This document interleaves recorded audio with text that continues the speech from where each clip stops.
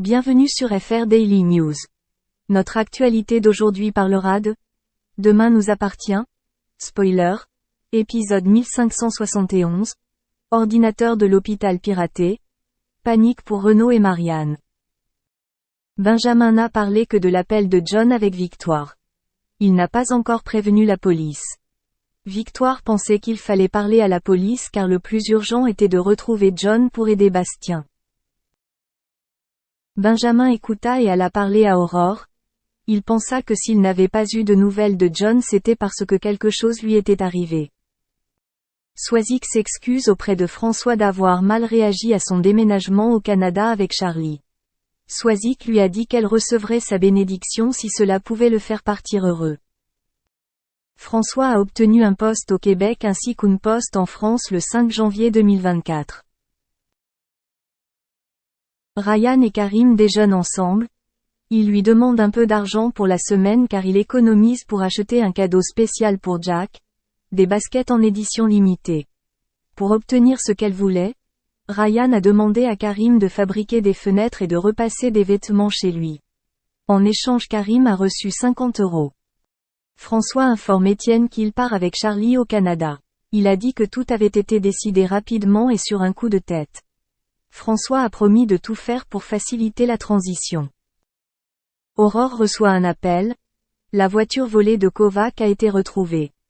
Aurore tente de convaincre Bastien de l'aider à arrêter son père. Ryan a reçu un appel. Il a décidé de sécher les cours car il disait avoir mal au ventre pendant le cours de sport. Jack ne comprend pas. Il croit que Ryan fait semblant de sécher les choses. Bastien demande à Benjamin pourquoi John, son père, n'est pas là. Ventura admet que John est candidat à une greffe. Mais il lance une recherche à l'échelle nationale au cas où il ne reviendrait pas. Bastien ne veut pas piéger son père car il n'a rien fait. Aurore lui a dit que c'était pour l'aider parce qu'il avait peur. Bastien a peur qu'Aurore lui fasse du mal. Aurore lui demande de laisser un message à Bastien lui indiquant ce qu'il a sur le cœur. Aurore rappelle à Bastien qu'il a autant besoin de John que son père a besoin de lui. Nordine et Sarah ont demandé des informations aux voisins du petit village, mais personne n'avait vu John. L'enquête scientifique n'a rien révélé. Aucune trace. Charlie dit à François qu'il ne doit rien à l'école, les élèves se débrouilleront sans lui. François se sentait un peu coupable. Ryan retrouve Jack au Spoon, qui lui dit qu'il va mieux après avoir pris ses médicaments. Ryan porte un sac avec elle lorsqu'elle va aux toilettes. Jack fouille et découvre les baskets. Marianne a des problèmes avec le réseau interne de l'hôpital. Renaud l'invite à prendre un café, et si à son retour, le réseau ne fonctionne toujours pas, il appellera le service informatique. Selon le plan d'Aurore, John écoute les messages vocaux avec un autre téléphone. Bastien lui a dit ne me quitte pas, j'ai peur. John a été touché par le message de son fils. Jack montre à Jordan et Lizzie les baskets que Ryan lui a achetées. Il est triste car il avait prévu d'acheter à Ryan une collection de bandes dessinées pour Noël. Victoire, Renaud, Marianne et Benjamin reçoivent un SMS sur leur téléphone. L'ordinateur de l'hôpital a été piraté. On leur a demandé 150 000 € en bitcoin dans les 24 heures, soit, le pire. Les pirates ont pris le contrôle des données. Charlie, François et Alain trinquent à leur départ au Canada. Départ le 5 janvier 2023. Charlie avait un visa étudiant de 2 ans. François dit à son père qu'il ne fait pas ça pour Charlie. Si elle est heureuse alors il laisse aussi.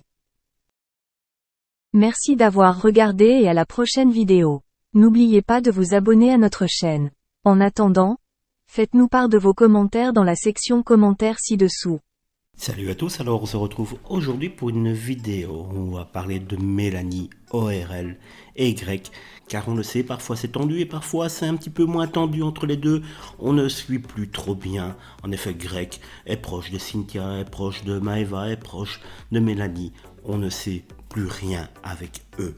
Mélanie a donc répondu aux allusions de Greg qui prétendait qu'elle n'avait cessé de le complimenter lors du match de boxe entre Benji et Dylan.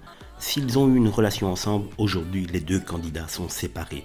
Mais récemment, ils se sont retrouvés à la même table lors du match de boxe opposant Benjamin à Dylan au Palais des Sports de Marseille. Suite à la soirée, Mélanie avait affirmé ne plus avoir de sentiments pour Greg, ce que ce dernier a démenti, laissant entendre qu'elle avait eu un comportement ambigu lors du fameux combat.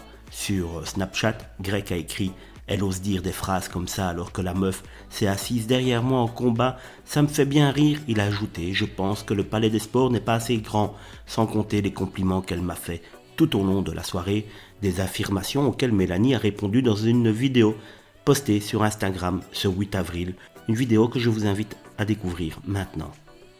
En 2-2 mes retrouvailles avec Greg. Oui mon fils j'arrive, en plus mon chat il m'attend, mon chat est beaucoup plus intéressant que toutes ces histoires là. Donc déjà il y a un truc qui m'a fait bien rire dans ses réactions, puisque quand monsieur Greg a la prétention de dire que moi j'ai fait exprès de m'asseoir à sa table, que j'ai fait exprès de m'asseoir derrière lui, avec beaucoup d'humour, il dit genre ouais c'est vrai que le Palais des Sports de Marseille n'est pas assez grand pour trouver une place ailleurs. Alors déjà en quel honneur je vais changer de place parce que monsieur est là, déjà jamais de la vie. Si ça dérange quelqu'un d'être à cette place-là, bah, c'est la personne que ça dérange qui change de place déjà, de 1. Et de 2, vous savez pas quoi. De 2, le pire dans cette histoire, c'est que quand je suis arrivée, bon déjà, mon agent, c'est le même agent que